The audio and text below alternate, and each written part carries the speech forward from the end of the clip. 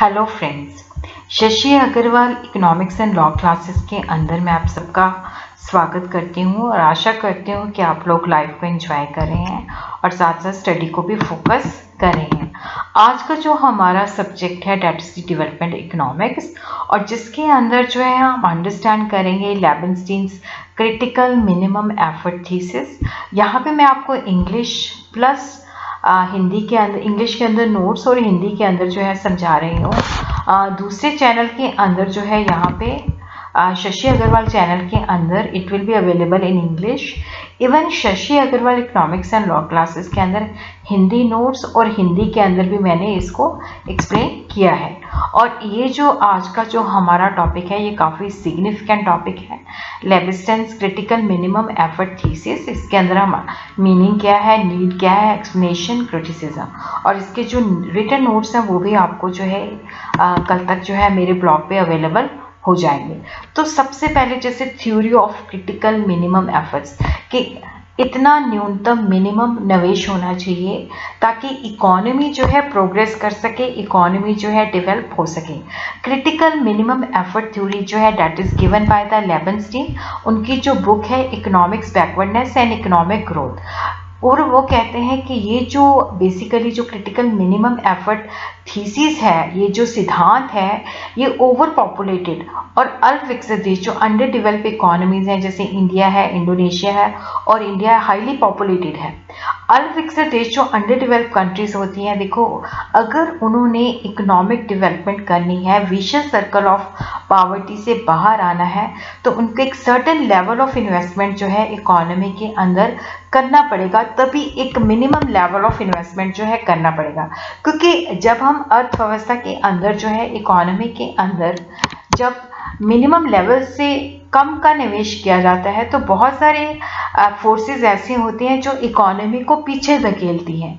तो जिसकी वजह से क्या होता है कि चाहे हम वो निवेश करते हैं बट उसका उतना बेनिफिट नहीं होता, क्योंकि पॉपुलेशन भी तेजी के साथ बढ़ती है। तो इसलिए क्या है कि अगर हमने पर कैपिटा इनकम लेवल को इन्हांस करना है और चाहते हैं कि इकोनॉमी के अंदर जो है अपने ग्रोथ के लेवल को वो सेल्फ सस्टेन करे, तो उसके लिए हमें सर्टेन मिनिमम जो है इन्वेस्टमेंट नेसेसरी है। और उसी तरह हम देखते हैं कि theory of critical minimum effort जो है वो कहती है कि अगर हमने अर्थव्यवस्था के अंदर निवेश करना है तो डोजेज ऑफ इन्वेस्टमेंट जो है नेसेसरी है, कि इतना मिनिमम लेवल ऑफ इन्वेस्टमेंट जो है बहुत ज़रूरी है ताकि ग्रोथ को स्टिमुलेट किया जा सके। अदरवाइज क्या है कि देखो अगर हम उस लेवल तक इन्वेस्टमेंट नहीं करते तो हमारी इकोनॉमी जो है वो स्टेगनेट हो जाएगी, उसके अंदर ग्रोथ नहीं आएगा।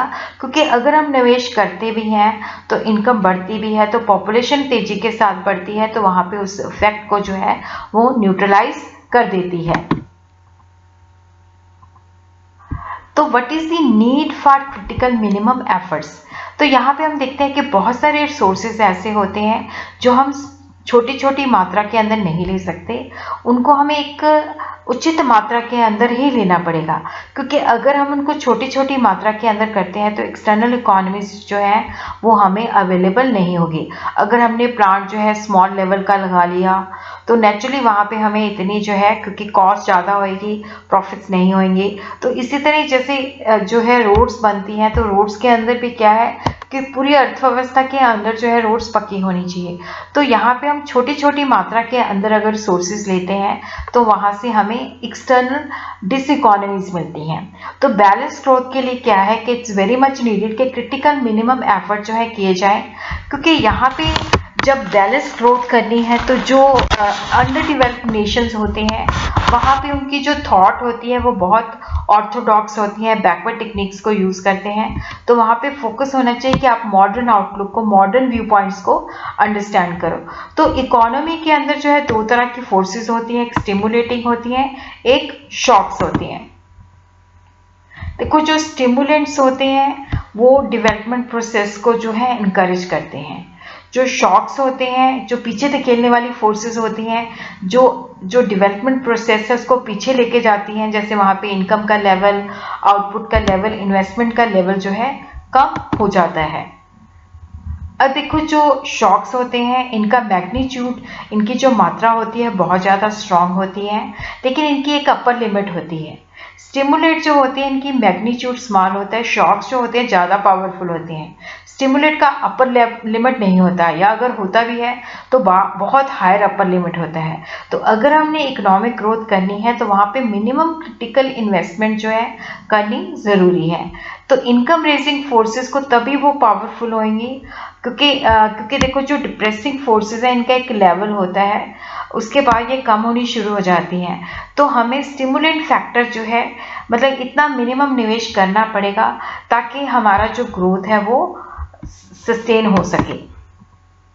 तो यहाँ पे I am talking about the growth in the long term in the under developed economies. So what is the need for the critical minimum efforts के अंदर क्या है कि देखो अगर इकोनॉमी को हमने ग्रो करना है, वैसे मैं बार बार देखो बोल रही हूँ कि कुछ शब्द ऐसे होते हैं जिनके ऊपर कंट्रोल नहीं होता, तो इसलिए भी मतलब प्लीज बियर कीजिए अगर देखो मैं बार बार बोलती हूँ। तो ग्रोथ एजेंट जो है उनका जो है रोल बहुत ज़्यादा सिग्निफिकेंट होता है, क्योंकि अगर इकोनॉमी के अंदर इकोनॉमिक कंडीशन फेवरेबल है तो ग्रोथ एजेंट जैसे इनोवेटर्स हैं, सेवर्स हैं, एंटरप्रेन्योर हैं, तो ये जो फोर्सेस होती हैं इनकम बिजनेस सेटअप करती हैं ताकि जो है शॉक्स जो हैं उनसे जो स्टिमुलेटिंग फैक्टर जो होते हैं ज़्यादा पावरफुल हो जाए। तो ये इनकम रेजिंग फोर्सेस होती हैं और इनकी जो ग्रोथ रेट है वो इनकम डिप्रेसिंग फोर्सेस से ज़्यादा हायर होनी चाहिए। तो ये जो कंडीशंस हैं they are set up by the growth agents. Growth agent कौन से होते हैं? सेवर्स होते हैं जो सेविंग करते हैं, एंटरप्रेन्योर होते हैं जो यूनिट सेटअप करते हैं, इन्वेस्टर जो निवेश करते हैं, इनोवेटर जो है न्यू इन्वेंशंस करते हैं। तो यहाँ पे जो ग्रोथ एजेंट्स हैं इनकी नॉलेज के अंदर जो है बढ़ोतरी होनी चाहिए, तभी इनकी प्रोडक्टिविटी लेवल, तभी इनका इनकम का लेवल, तभी इनकी सेविंग। क्योंकि देखो अगर प्रोडक्टिविटी बढ़ेगी तो इनकम बढ़ेगी, इनकम बढ़ेगी तो सेविंग बढ़ेगी, सेविंग बढ़ेगी तो इन्वेस्टमेंट बढ़ेगी, और इन्वेस्टमेंट बढ़ेगी तो ऑब्वियसली ये दोबारा इंसेंटिव के अंदर क्या है कि लिबस्टिन कहते हैं कि जो ग्रोथ एजेंट्स है वो दो तरह की इंड्यूसमेंट के ऊपर टिके होते हैं। एक तो जीरो सम इंसेंटिव होती हैं जो लेवल ऑफ नेशनल इनकम नहीं बढ़ाती लेकिन उनका डिस्ट्रीब्यूटिव इफेक्ट होता है। जो पॉजिटिव इन्वेस्टमेंट होती हैं वो प्रोडक्शन एक्टिविटी के साथ होती हैं और जो लेवल ऑफ इनकम को भी इन्हांस करती हैं। जीरो सम इंसेंटिव जो होते हैं इनका पर कैपिटा इनकम के ऊपर बुरा असर होता है। देखो यहाँ पे जो एंटरप्रेन्योर्स होते हैं जो जीरो सम एक्टिविटीज़ के अंदर होते हैं वो नॉन ट्रेडिंग नहीं होते, उनके पास मोनोपोलिस्टिक पोजीशन ज़्यादा होती है और वहाँ पे क्या होता है कि कुछ लिक्विडिटी जो है दूसरों को ट्रांसफ़र करते हैं, बट उसके अंदर जो ग्रोथ अपॉर्चुनिटीज़ होती हैं उसको वो ब्लॉक करते हैं। कंजर्वेटिव ट्रेडिशनल आउटलुक होता है, जो कंजम्पशन होती है वो नॉन प्रोडक्टिव होती है। तो यहाँ पे जो कैपिटल अवेलेबिलिटी होती है पर वर्कर वो भी कम हो जाती है क्योंकि पॉपुलेशन बढ़ जाती है, लेबर क्लास बढ़ जाती है। तो हाई कैपिटल आउटपुट रेशियो के अगर हमने जो है एक रुपए का यूनिट प्रोड्यूस करना है तो हमें ज़्यादा मात्रा में कैपिटल के अंदर निवेश करना पड़ता है। पॉजिटिव एक्टिविटीज़ जो होती हैं जो ग्रोथ और डेवलपमेंट को बढ़ावा देती हैं, और ज़्यादातर जब प्रोजेक्ट्स एंटरप्रेन्योर लेते हैं उनके अंदर भी क्या होता है कि क्रिटिकल मिनिमम निवेश होना ज़रूरी है ताकि इकोनॉमिक ग्रोथ को जो है बूस्ट किया जा सके। जो क्रिटिकल मिनिमम एफर्ट्स हैं they very much needed to boost the economic growth, क्योंकि अगर ग्रोथ एजेंट्स की बढ़ोतरी होती है तो उससे क्या होता है कि उन फैक्टर जो पीछे धकेलते हैं उनकी कमी होती है और कैपिटल आउटपुट रेशियो भी कम होता है और सोशल इन्वायरमेंटल कंडीशंस जो है फेवरेबल होती है जो इकोनॉमिक ग्रोथ को इंक्रीज करती हैं, उसके अंदर बढ़ोतरी होती है, स्पेशलाइजेशन बढ़ती है, इंडस्ट्री और सर्विस सेक्टर का भी जो है ग्रोथ होता है। और उसी तरह पहले हम ये अंडरस्टैंड कर लेते हैं, यहाँ पे मैंने इसकी एक्सप्लेनेशन लिखी है। देखो यहाँ पे हम देखते हैं कि जो OX है यहाँ पे हम per capita income and induced income लेते हैं। जो OY है देखो यहाँ पे हम वो शक्तियाँ लेते हैं per capita income, induced income जो डिक्लाइन करती है। और उसी तरह देखो जो OF लाइन है बेसिकली ये 45 डिग्री की लाइन है और ये इंड्यूस्ड इनकम ग्रोथ और इंड्यूस्ड इनकम डिक्लाइन दोनों के अंदर जो है इक्वालिटी है। और जो बेसिकली जो DD कर्व है यहाँ पे ये जो DD कर्व है ये जो है स्टिमुलेंट है। यहाँ पे हम देखते हैं कि देखो ये जो बेसिकली जो ये Z कर्व जो है ये जो है ये शॉक्स है। देखो ये इनकी अपर लिमिट है, उसके बाद ये कम होना शुरू हो जाते हैं। और जो स्टिमुलेंट फैक्टर्स हैं वो डीडी है, जो कि कम पावरफुल है, बट इस सीमा के बाद वो पावरफुल हो जाती हैं। तो अगर देखो यहाँ पे ये जो है, यहाँ पे जो है सब्सिस्टेंस लेवल है, तो अगर इकोनॉमी के अंदर जो है निवेश जो है ओएन लेवल का किया जाता है, तो यहाँ पे हम देखते हैं कि इनकम लेवल जो है यहाँ पे रेज किया जाता है ओएन लेवल, तो वहाँ पे क्या होता है कि पॉपुलेशन भी तेजी के साथ बढ़ती है, तो दोबारा से हम जो है सब्सिस्टेंस लेवल पे पहुंच जाते हैं। इस लेवल पे हम पहुंच जाते हैं, ये वाले लेवल पे पहुंच जाते हैं। तो अगर हमने क्या है, क्योंकि पीछे धकेलने वाली शक्तियां जो होती हैं वो ज़्यादा पावरफुल होती हैं, अगर हमने इस दुष्चक्र से निकालना है तो हमें इतना निवेश जो है करना पड़ेगा, तभी हमारी जो इकोनॉमी है वो इस जो है विशेष सर्कल से निकलेगी। तो स्टिमुलेटिंग जो है वो स्ट्रॉन्गर होनी चाहिए, तो इसलिए हमें ओपी लेवल तक इनिशियल इन्वेस्टमेंट करनी पड़ेगी, तभी जो ग्रोथ है वो सेल्फ सस्टेनिंग हो सकता है। अब देखो यहाँ पे क्या है कि जो निवेश है ज़रूरी नहीं है कि हम उसको जो है एक ही बार में सारा निवेश कर दें, हम उसको जो है किश्तों में भी कर सकते हैं, कि जैसे फर्स्ट डोज जो है हमने इतना लगा दिया कि ओबी लेवल इंक्रीज हो जाए, उसके बाद हमने दोबारा इतना लगा दिया कि वो एम लेवल इन्हांस कर दे। क्योंकि अगर हमारे पास क्या है कि कैपिटल की कमी है, तो हम फॉरेन से क्या है कि जो फॉरेन के अंदर जो लोग रहते हैं उनको हम इंकरेज कर सकते हैं कि वो हमारे देश के अंदर जो है लार्ज मात्रा के अंदर या स्मॉल डोजेस के अंदर जो है निवेश करें। तो यहाँ पे in the first installment investment raise the level to OB, second installment जो है जिसके अंदर सीएम लेवल, तो यहाँ पे 2 क्रिटिकल लेवल ऑफ इन्वेस्टमेंट किए जाते हैं जो कि बेनिफिशियल होते हैं। जरूरी नहीं कि हमने लमसम में करना है, लमसम की बजाय क्या है कि अगर हम समय समय पे उचित समय के अंदर एप्रोप्रिएट अमाउंट ऑफ इन्वेस्टमेंट करते हैं, तो इकोनॉमी जो होती है उसके अंदर ग्रोथ जो है होना शुरू हो जाता है।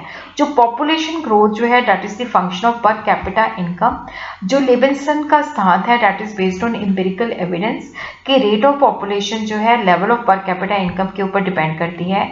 सब्सिस्टेंस लेवल पे क्या होता है कि डेथ और बर्थ रेट जो है हाई होते हैं, ग्रोथ रेट जो होता है सर्वाइवल रेट के बराबर होता है। इफ पर कैपिटा इनकम जो है उसको सब्सिस्टेंस से इंक्रीज किया जाए तो डेथ रेट जो है फॉल करता है, बट बर्थ रेट उतना ही रहता है, तो पॉपुलेशन भी बढ़ती है। ये डोमोंट का सोशल जो कैपिलरिटी थीसिस है उसके ऊपर बेस्ड है, जो हमें कहता है कि जैसे जैसे इनकम बढ़ती है तो एक लेवल तक जो बर्थ रेट है वो कांस्टेंट हो जाता है, क्योंकि जब ज़्यादा लेवल ऑफ इनकम बढ़ता है तो वहाँ पे जो लोग हैं उनकी इच्छा जो होती है कि वो ज़्यादा बच्चे नहीं चाहते, तो वहाँ पे पॉपुलेशन का जो रेट है वो कम होना शुरू हो जाता है, तो वहाँ पे जो है ग्रोथ पॉसिबल हो जाता है। तो इसको भी हम पहले जो है मैं इसकी एक्सप्लेनेशन आपको बता देती हूँ। देखो यहाँ पे जो बेसिकली जो है ये जो यहाँ पे देखो यहाँ पे रेट ऑफ पॉपुलेशन ग्रोथ और नेशनल इनकम ग्रोथ है, तो यहाँ पे बेसिकली इधर जो है हमारा जो है यहाँ पे जो है पर कैपिटा इनकम है, तो यहाँ पे हम बेसिकली देखते हैं कि जो P जो है that is the growth rate of population at each level of per capita income, N जो है वो level of per capita income को मेयर करता है, जो level of national income growth को ग्रोथ रेट ऑफ पॉपुलेशन के बराबर कर देती है। और जो पॉइंट A है, देखो ये जो है ये सब्सिस्टेंस इक्विलिब्रियम पॉइंट है, और जहाँ पे पॉपुलेशन और इनकम ग्रोथ के अंदर जो है कुछ भी वृद्धि नहीं हो रही। अगर हमारा पर कैपिटा इनकम जो है इतना रेज कर दिया जाता है, तो यहाँ पे हम देखते हैं कि जो पॉपुलेशन ग्रोथ रेट है ये 1% है, इनकम ग्रोथ रेट जो है वो लेट इज लेस देन 1%। और उसी तरह क्या होता है कि यहाँ पे अगर OY1 लेवल है, तो यहाँ पे जो पॉपुलेशन ग्रोथ रेट है वो 2% है, और जो नेशनल इनकम ग्रोथ रेट है वो 1% है। तो इसलिए हमें पर कैपिटा इनकम जो है इतना बढ़ाना चाहिए, क्योंकि यहाँ पे हमें OY2 करना चाहिए, क्योंकि यहाँ पे देखो क्या है कि जो पॉपुलेशन ग्रोथ है वो 3% है, बट जो इनकम के अंदर जो पर कैपिटा इनकम के अंदर जो चेंजेस आ रही हैं वो बहुत ज़्यादा हैं। तो हमें जो बेसिकली क्या है कि इतना मिनिमम निवेश करना है ताकि हमारी पर कैपिटा इनकम का लेवल जो है OY2 हो जाए। और उसी तरह हम देखते हैं कि इसका क्रिटिसिज्म, देखो ये जो थ्योरी है that is very close to big push theory, जो कि कहती है कि हमें एक साथ जो है इकोनॉमी के अंदर जो है एक साथ बल्क इन्वेस्टमेंट करनी चाहिए। और उसी तरह जो लिबस्टीन है, देखो ये हमें नहीं बता पाए कि पॉपुलेशन ग्रोथ और जो growth of per capita income के अंदर एक सही रिलेशनशिप को हमें नहीं बता पाए। तो ये कहते हैं कि अल्पविकसित देशों में शुरू में बढ़ती है, फिर उसके बाद ये कम होनी शुरू हो जाती है। बट जो पॉपुलेशन है वो कई सारी इकोनॉमिक और नॉन इकोनॉमिक चीज़ों के ऊपर डिपेंड करती है। और उसी तरह क्या है कि ये फिजिकल और मॉनेटरी पॉलिसी जो है उसको भी इग्नोर करता है। और उसी तरह ये क्लोज्ड इकोनॉमी के अंदर जो है ज़्यादा जो है फोकस करता है। जो गवर्नमेंट के प्रोग्राम्स होते हैं उनको भी ये इग्नोर करता है। बट स्टिल ये जो एक क्रिटिकल मिनिमम एफर्ट है, ये एक इम्पॉर्टेंट थीसिस है जो कि अल्प विकसित देशों की जो ग्रोथ की प्रॉब्लम्स होती हैं उसको ये हाईलाइट करता है।